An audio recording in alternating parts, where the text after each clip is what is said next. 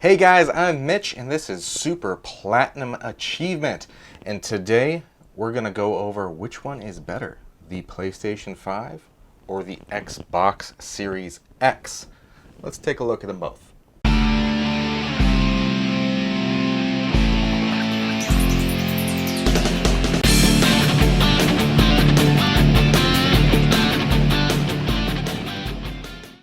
Alright guys, if you are new to the channel, make sure to hit that subscribe button down below. It does help us out a ton. We really appreciate it.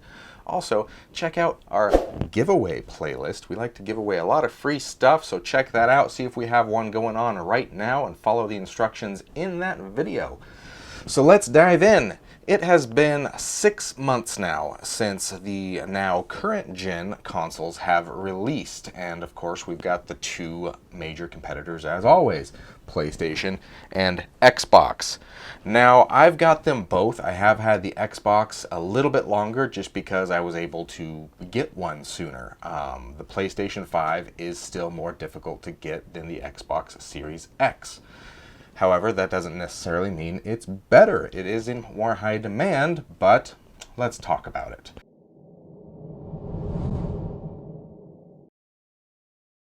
So first things first, when you first look at them, you're going to notice designs. I'm going to tell you which one I think has the better design.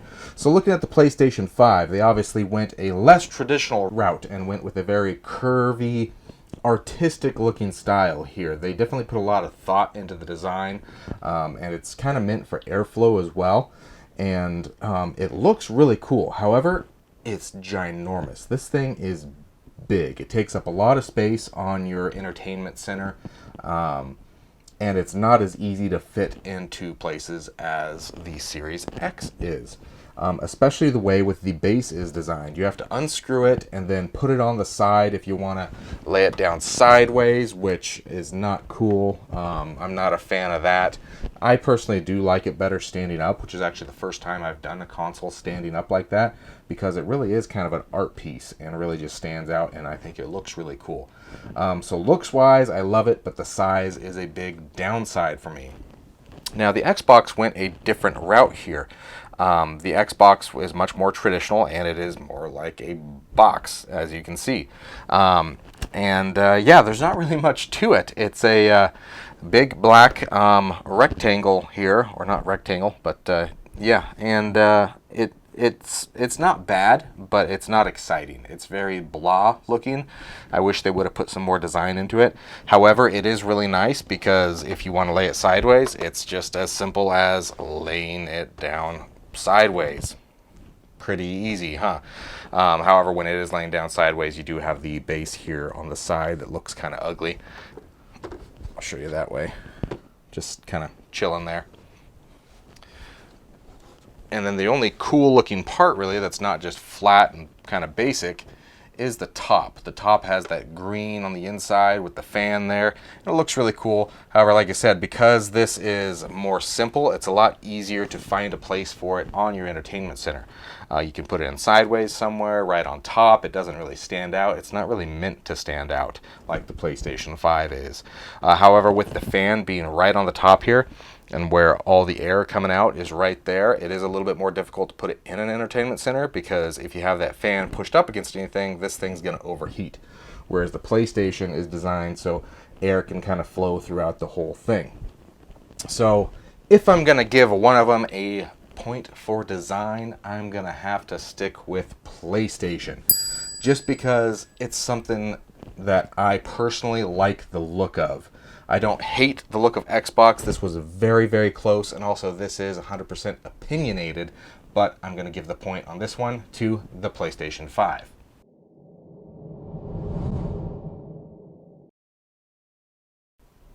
Now moving on, the second thing you're going to notice in a console when you pick it up is the first thing you need to pick up to play it, and that's the controller.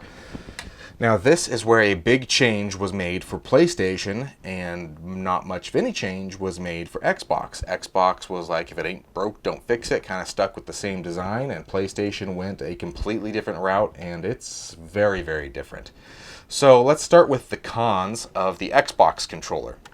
The Xbox controller, since the Xbox One, I've always been really annoyed with the light on the logo there. When you turn it on, if you play in a dark room, which I do because I play on a projector screen, that light is bright and really annoying sitting down in your hands. It's shining right in your eyes. I've always hated that. Not a fan there. And then the texture. I like the texture, but at the same time I don't. It's better than the Xbox One, but it's not as good as the PlayStation 5's texture. It's a little bit over the top textury. The PlayStation 5, I think, nailed it with that just right amount of texture. And then the buttons. The buttons are very clicky. They're not a soft press. I mean, when you're playing a game, it is clicky and it's a little bit annoying. I mean, obviously it's a little bit satisfying because you know you're pushing the button, but especially the D-pad, I mean, that's the clickiest D-pad on the planet. I'm not a fan of the noise there. The PlayStation is much quieter, softer presses. You can't even really tell you're pushing it, and it still has that satisfying feel to it when you push the button. But the PlayStation does have its downsides as well. First off being the battery life. While this is a huge improvement from the DualShock 4 battery, it's still not great. You'll get maybe 1 day out of the battery, and that's not a long gaming day. That's just a normal, 5-hour, I guess if you're going to call that normal, gaming session, and then it starts to die depending on what game you're playing and how much of the controller features it's using. Whereas the Xbox has AA batteries still, which is good and bad. I don't use the AA's, I use rechargeable batteries, and when it dies, which is actually like in 3 days, if I forget to, swap it out in the meantime, if it dies, then I just grab another battery pack, pop it in there, no interruptions. I keep going. I like that a lot, actually. Obviously, it's convenient just to be able to put this on the dock and charge it, but if you forget to, kind of a bummer. You can't swap it out. And then there's the size. It is a really, really big controller. It's not necessarily an awful thing, but comfort-wise, when you first grab it, that's the first thing most people notice that I've talked to is they're like, man, this thing is big, and it's not the most comfortable. You kind of have to get used to it. However, it's still pretty comfortable, and a lot more comfortable than some controllers out there. But it is just a little bit too big in my opinion. And then another thing, because the buttons I think are a little bit tighter fit and have that soft press, 2 out of my 3 controllers have had button sticking issues, especially with the square and the triangle button. They have stuck. The triangle button's been the worst, where playing a game like Spider-Man, you got to mash those buttons pretty hard when you're playing in a combat situation. And the triangle button, if it sticks, it can mess you up quick, and it is just really annoying. And yeah, like I said, 2 out of 3 of my controllers that I have had that problem. That's not cool. I can, get them working again by cleaning them, blowing some air in there, getting a little bit of an alcohol wipe and kind of cleaning it off a little bit. Whether that comes from playing with sweaty hands or from one of my kids has played for a little bit and didn't maybe wash their hands. I don't know, but I mean, my kids play and I still get a little bit sweaty hands playing the Xbox. Never had that issue at all. So big downside. This is the first controller I've had that issue with. And then I've already had one of my analog sticks start to drift on me. Oh, that was annoying. I mean, I'm going to get the warranty through PlayStation, and obviously it's still within that warranty time. But I've had drift issues already on the PlayStation 5. Xbox, I have had no drift issues. However, I've been told from other people that there have been drift issues still, and not to be surprised if I start getting it on the Xbox. There's actually lawsuits for both companies to get that taken care of. Nothing compared to the Nintendo Switch Joy-Con drift issues, but still it was really annoying, especially when you got to be precise. However, the big difference in these 2 controllers, like I said, this one, nothing new, nothing special. The DualSense, however, this thing feels like next gen. The haptic feedback that's in here, I mean, especially playing a game like Astro's Playroom or Returnal that really take advantage of this controller. In Returnal, you can feel every raindrop, I mean, individually in the rumble on the controller, and it's just awesome experience. Every footstep, it's amazing. I absolutely love it. Also, you got the touchpad. That's a feature that they brought back, which the Xbox still doesn't have anything like that. And then the adaptive triggers. The adaptive triggers are sometimes a little gimmicky feeling.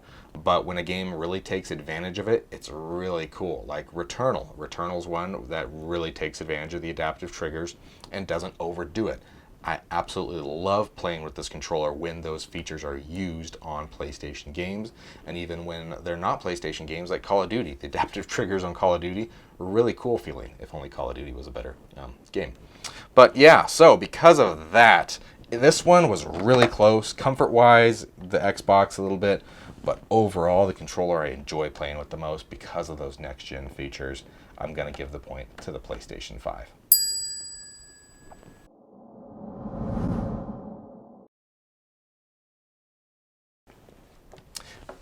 Next, we're going to talk about the first thing you might notice when you turn on the consoles, and that's the noise factor. Now, these are both a huge step up from the last generation as far as noise go. I mean, Xbox went and put one giant fan on there, and we're like, we're going to make this thing run cool and smooth. PlayStation made it very, very airflow friendly, and they're both very quiet compared to last gen, especially compared to that PlayStation 4, which sounds like a jet plane. However, one of them is still quieter. When you boot up the PlayStation 5, you notice it immediately, and this may not be as big of a factor with the digital edition, but with the disc version, that disc drive is right on the outside of this console, and it is loud. It gets to spinning, and it's noisy. I mean, like I said, not nearly as noisy as PlayStation 4, but it's loud, and it's a little bit annoying. However, it doesn't last the whole time. It goes away and quickly becomes a very, very quiet console. But then if it ever gets hot or needs to, that fan does kick on, and when the fan kicks on, the fan is louder than the Xbox. The Xbox is quiet as a mouse the whole time. I've never had a noise issue, no complaints about that. Absolutely love how quiet it is. Point on the noise factor goes to Xbox.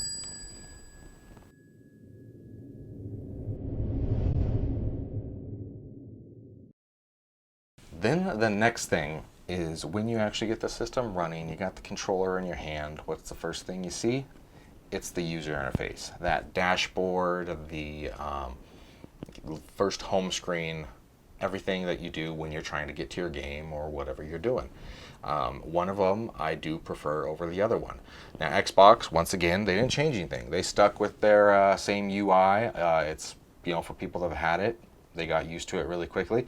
PlayStation, once again, went a different route. It's completely different than the PlayStation 4. I do like some of the things better about the PlayStation 4 than I do with this one, but overall, it is an improvement on the UI for the PlayStation 5.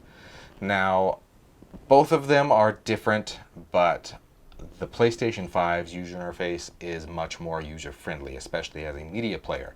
You just push your R1 button and you got all your media playing there. You got all your streaming services, your DVD, your Blu-ray, whatever you want right there. Boom, there it is.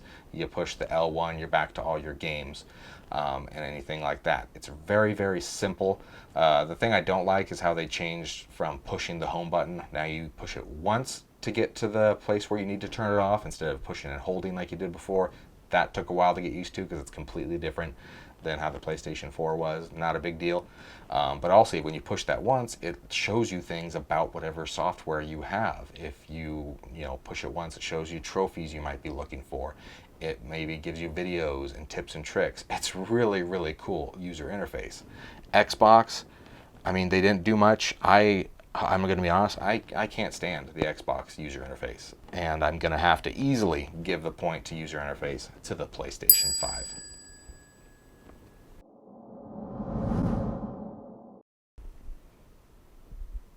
And then a big thing that became more popular last generation is backwards compatibility. That's the ability to not only play older games on your system, but also use maybe some older accessories. And that's where Xbox definitely has the upper hand. Not only does Game Pass have a lot of last generation games, but you can physically take your old Xbox games, the first Xbox, Xbox 360, Xbox One, and you can flawlessly bring them over to the Xbox Series X by putting the disc itself in. Also, on some of your older games, you get free upgrades from the Xbox One to the Xbox Series X version, because a lot of those were kind of, mid or the end of last generation, beginning of this generation, so you want the newer version of the game. That's not really backwards compatibility, but that is a big thing with smart delivery there. PlayStation, you've got access to all the PlayStation 4 games, minus a few that really nobody cares about, but majority of them. But then you don't have PlayStation 3, PlayStation 2, or PlayStation games outside of the few that are available on PlayStation Now. And the ones that are on PlayStation Now are via streaming services, so they're not really super great. They're not true backwards compatibility. So, and then there's the accessories. The controller for the Xbox Series X is not much different from the Xbox One, and you can actually use your Xbox One controller on the Series X. No issues. The charging thing you can use as well. If you've got battery packs, they work perfectly with the Xbox Series X. If you had the media remote for the Xbox One, you can use it with the Xbox Series X. And then there's the PlayStation. Everything's brand new accessories. You can use the DualShock 4 with the PlayStation 5, but only for PlayStation 4 games. So kind of pointless. At that point, you've got the DualSense anyway. You're going to use that unless you're playing some multiplayer game and you need another controller and you don't want to pay for another DualSense. Then maybe it would come in handy. But really, yeah, it's no contest. Xbox blows it out of the water with backwards compatibility.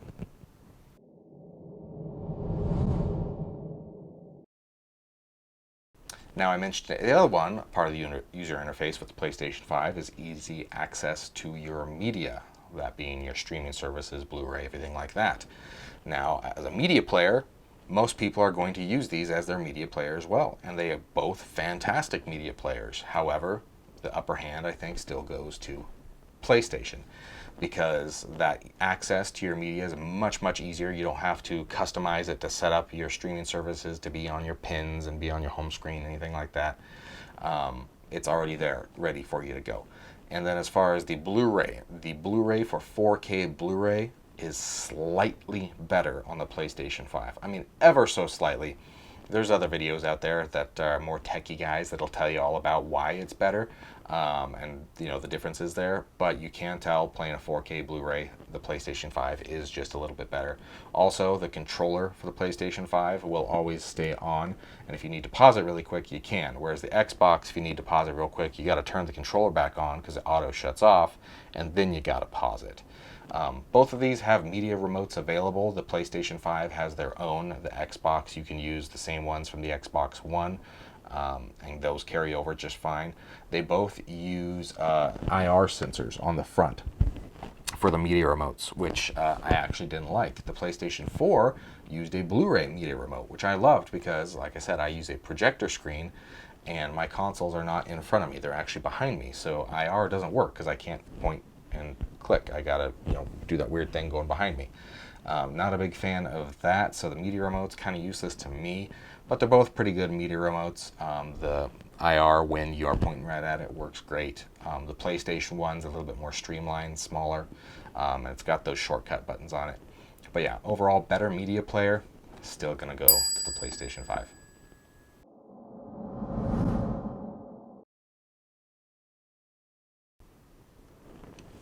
Now, the next thing is going to be their services. Now, you've got your subscription services on both consoles. Game Pass or Xbox Live, which is actually going away. It's all just going to be Game Pass now. So Game Pass Ultimate, and then you've got PlayStation Plus and PlayStation Now. Now, they're different in a lot of ways, but at the same time, they are similar. Now, which one is better? I mean, you got two options on here, whereas you got basically one option with an upgraded version available. If you're going to get it, go with Game Pass Ultimate. That's $15 a month. PlayStation Plus is going to be $60 for the year, and then $10 a month for PlayStation Now. So you're running about the same cost per year, $1 more-ish. On the PlayStation, not even. So $15 a month, you're going to say, on both, for both services if you want them. Now each one gets their free games of the month that you get to download, the PlayStation Plus and then the Xbox Live. PlayStation's games have been a lot better recently with the free games of the month. And then also with the PlayStation 5, you get, I believe it's 14 games out of the box that you just get to download and have when you have the PlayStation Plus collection, which is really awesome. And they're some of the best games from last generation. Amazing if you weren't a PlayStation 4 owner. You've got stuff to play forever right there. However, Game Pass, you got access to hundreds of awesome games, and Xbox's first-party titles get released there on day one, which is really, really cool. Like The Medium, I was able to play right away because, boom, it was on Game Pass. They're both really good. PlayStation Now is not there. It's their own subscription service where you get to download games every month that are on there, and you get to stream games. Also with Game Pass Ultimate, you can play on PC, you can play on your mobile, and that's really cool as well through the cloud service. So the streaming aspect, the services, that one's going to go to Xbox.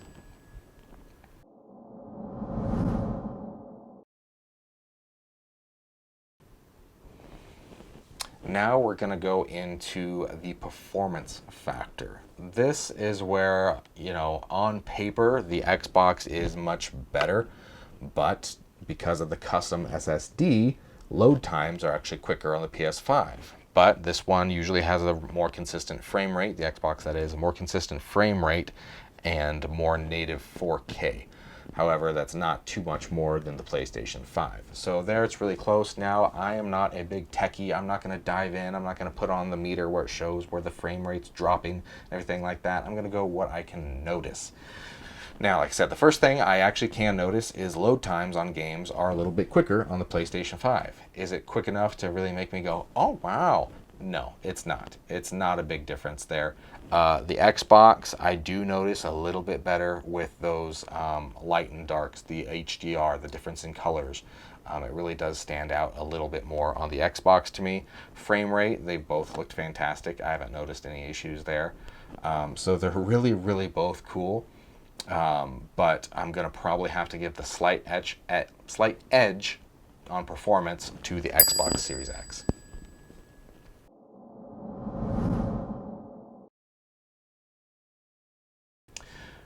Now, memory is another thing. They both have 1 terabyte of memory. However, the PlayStation 5, there's only about 600 and I think it's 680, can't remember off the top of my head, gigs available to actually use because that user interface takes up a lot of memory. Whereas the Xbox, you get a lot more. I believe it's 800 something that are available to use right out of the gate. So that's a big difference right there because that's, 1-2 games worth of download right there. So out of the gate, Xbox is better with the memory. They both have expandable memory. However, PlayStation only has expandable memory through an external hard drive with PlayStation 4 games. You cannot play PlayStation 5 games off that external hard drive. You can store them on the external hard drive and then they can re-download quicker to play, but I don't see why you would do that. Just put all your PS4 games on there and they run pretty well. I've got a solid state external hard drive, so they run great. But that's a big bummer. PS5 games, right now, there's no expandable memory for this. They are planning on releasing expandable memory with their custom SSD to put in there. However, when you do that, it's going to be much more complicated. You got to take apart the panels, and then you got to install it in the little slot in there. There's videos on where it's at, but it's not released yet, and we don't have a release date for it yet. Xbox, on the other hand, has their expandable memory slot right there in the back. Big downside to that little guy, though, is it's $200 to get that expandable memory. That's not cheap. However, it's awesome. You plug it in, boom, you got another terabyte. It was seamless. Just like that, it was really cool. However, if you've got games that are downloaded on the internal memory and then they have an update and you don't have enough space, it can't download the rest of the update onto that expanded memory. You have to have the whole game on one or another. So, not a big deal. That's kind of expected. But on memory, hands down right now, goes to the Xbox.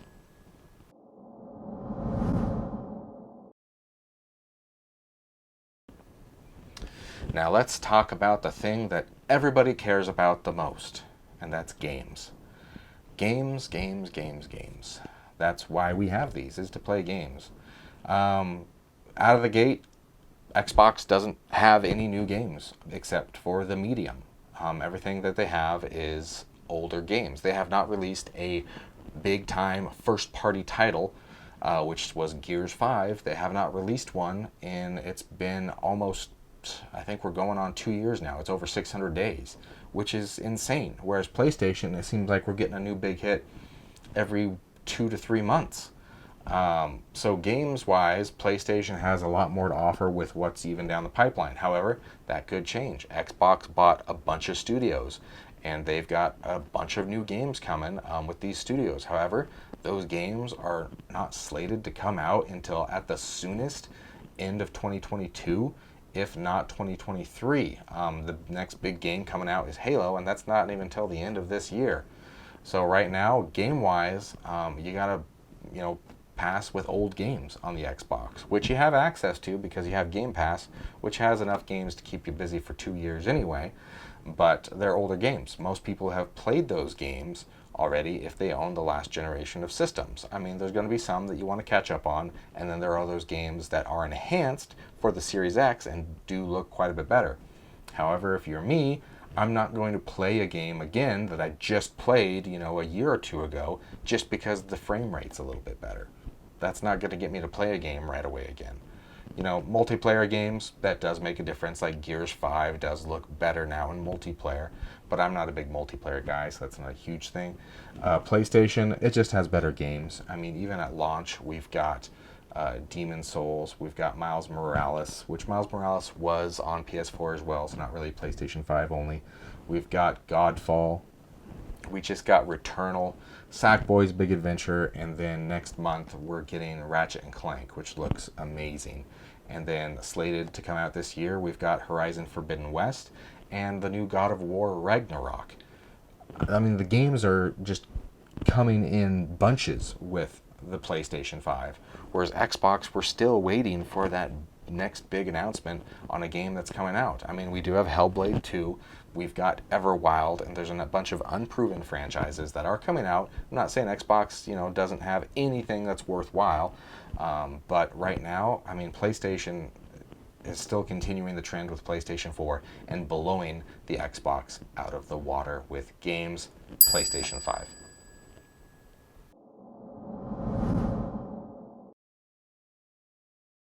If I had to pick just one, I would pick the PlayStation 5.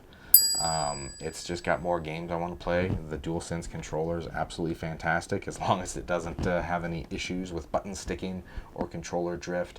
Not saying that the Xbox is bad by any means. So really what I would say, if you can get your hands on either one of these consoles right now, because they're both so difficult to get whichever one you can get your hands on if you want to enjoy next gen. They're both fantastic. However, if you really love those games that PlayStation has, it might be worth it, if you can't afford to buy both eventually, to wait to the PlayStation 5. So that is my opinion on which console is better. Right now, it is the PlayStation 5 after the first 6 months. That could change. Xbox, with all these studios, has tons of games on the horizon. They don't have Horizon, but they've got tons of games coming that could be awesome. I'm really excited for Fable, Avowed, Hellblade 2. They've got some games coming. Hopefully they're great games. PlayStation is just more of a sure thing right now. So PlayStation 5, that's the console to get right now if you can find one. However, we don't know when we're going to be able to find them. I was able to get lucky and get both. If you guys like this video, please give us a big thumbs up. We really appreciate it. Also, don't forget to hit that subscribe button down below. It helps us out more than you ever know. And we hope to see you again on Super Platinum Achievement. We'll see you guys.